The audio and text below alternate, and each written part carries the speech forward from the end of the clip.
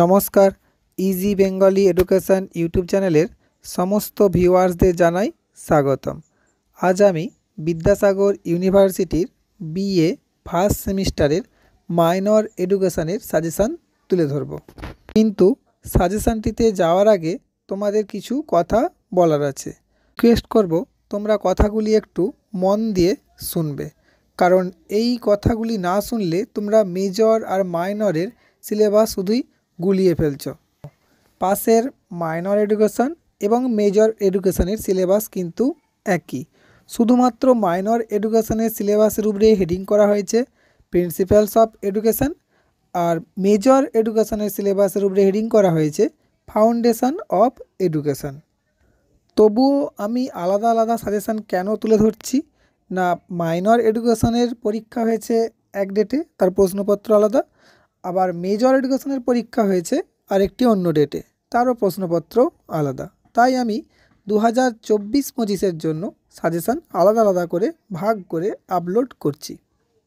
এইবার তোমাদের মাইনর ও মেজরের ব্যাপারটা ক্লিয়ার করে দিই।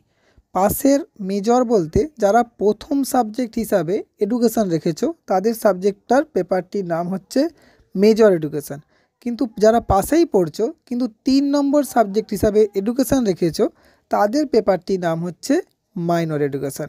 আরেকটি জিনিস তোমরা একটু খেয়াল রাখবে, চ্যানেলে যে সমস্ত ফার্স্ট সেমিস্টারের আগের ভিডিওর যে সাজেশানগুলিতে 2024 বলে লেখা রয়েছে সেগুলি কিন্তু সব 2023-এর সাজেশান ছিল।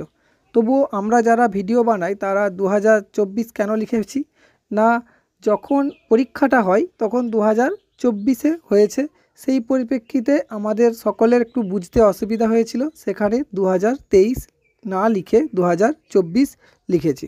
কিন্তু তোমরা দেখবে ফার্স্ট সেমিস্টারের যে পরীক্ষাগুলি হয়ে গেছে সেই প্রশ্নপত্রের উপরে 2023 লেখা আছে, তাই এখন যে ভিডিওগুলি আমি বানাচ্ছি সেইগুলির উপরে কিন্তু 2024-25 সিরিজ লিখে ভিডিওগুলি আপলোড করছি। চলো এইবার মাইনর 1 এডুকেশনের সাজেশানটি দেখে নেওয়া যাক। প্রথমেই বলেছি এই মাইনর এডুকেশনের মূল টপিকটির নাম হচ্ছে প্রিন্সিপালস অফ এডুকেশন, আর এর ফার্স্ট ইউনিটের নাম হচ্ছে কনসেপ্ট অফ এডুকেশন। এখান থেকে তোমরা যেগুলি পড়বে তার মধ্যে একে রেখেছি শিক্ষার লক্ষ্য সম্পর্কে ডেলর কমিশনের অভিমত ও তার গুরুত্ব লেখো।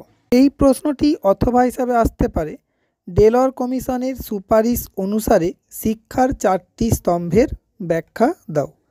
আবার অথবা হিসাবে বলতে পারে জানার জন্য শিক্ষা, কর্মের জন্য শিক্ষা, একত্রে বাঁচার জন্য শিক্ষা, মানুষ হওয়ার জন্য শিক্ষা। এই 4টি স্তম্ভের ব্যাখ্যাও কিন্তু চাইতে পারে।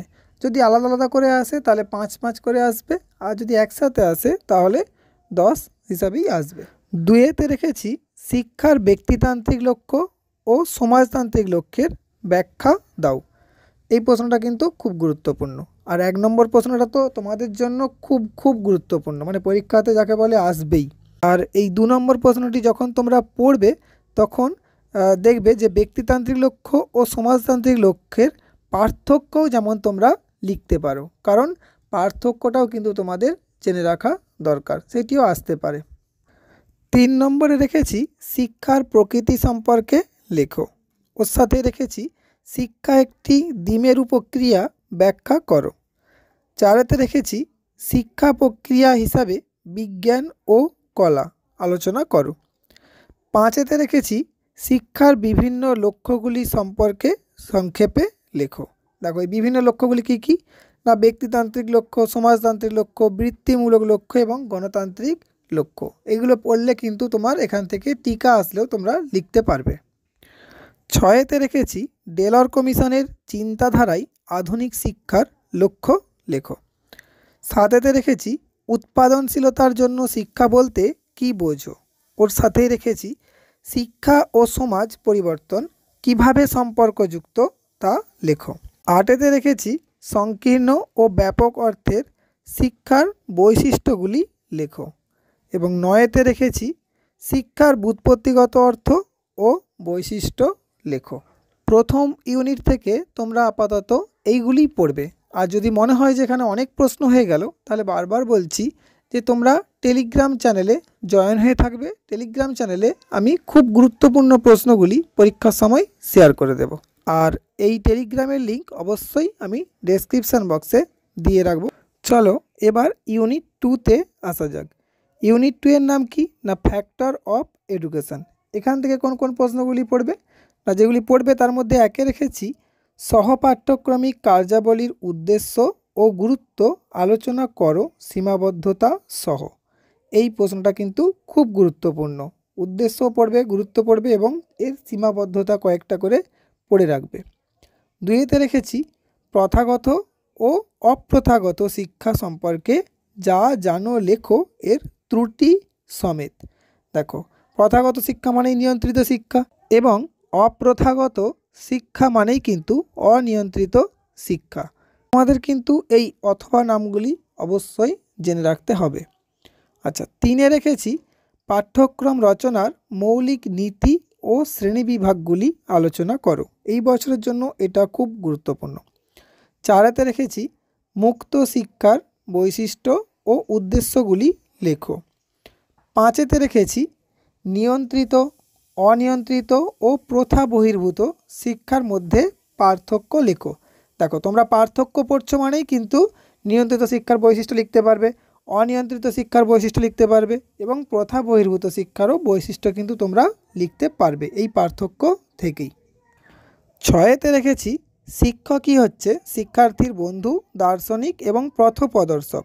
বক্তব্যটির যথার্থতা বিচার করো। আর এই প্রশ্নটি ঘুরিয়ে বলতে পারে যে একজন শিক্ষক হলো শিক্ষার্থীর কাছে ফ্রেন্ড, ফিলোসোফার এবং গাইড। ব্যাখ্যা করো, আসতে পারে।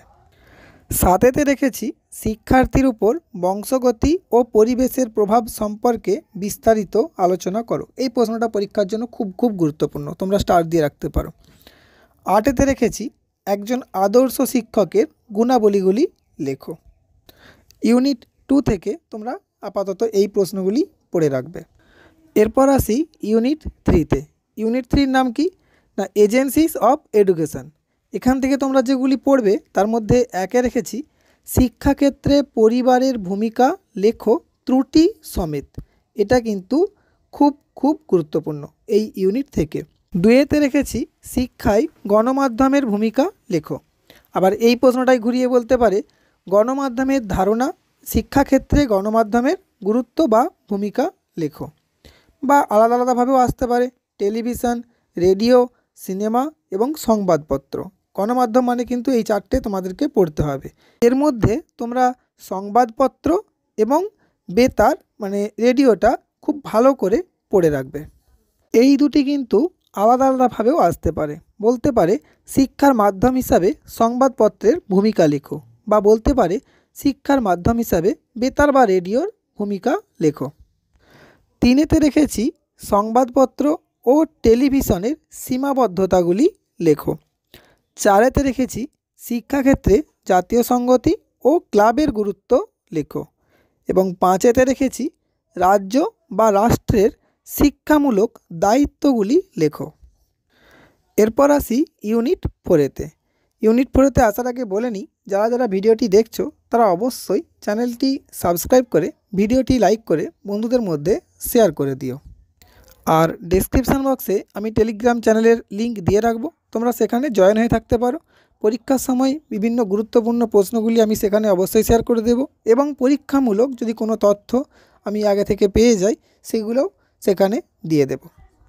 চলো এবার ইউনিট 4 থেকে কি পড়তে হবে দেখে নিই। ইউনিট 4-এর নাম হচ্ছে child criticism and play way in education.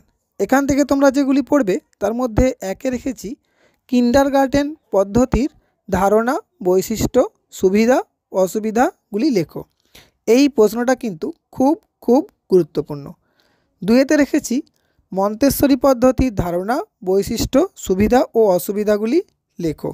এই দুটো প্রশ্নর মধ্যে একটা কিন্তু তোমরা পরীক্ষাতে দেখতে পাবে। 3এতে রেখেছি শিশুকেন্দ্রিক শিক্ষার লক্ষ্য ও শিক্ষায় শিশুকেন্দ্রিকতার ধারণার ব্যাখ্যা দাও।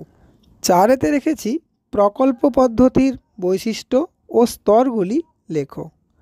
5এতে রেখেছি বুনিয়াদী শিক্ষা কী এর 4টি সুবিধা ও অসুবিধা লেখো। এবং 6-তে রেখেছি খেলা ও কাজের মধ্যে পার্থক্য লেখো। আশা রাখছি যদি তোমরা এই সমস্ত প্রশ্নগুলি পড়ে পরীক্ষা দিতে যাও তাহলে অবশ্যই তোমরা এই মাইনর এডুকেশনের 5 ও 10 নম্বরের সমস্ত প্রশ্ন তোমরা কমন পেয়ে যাবে।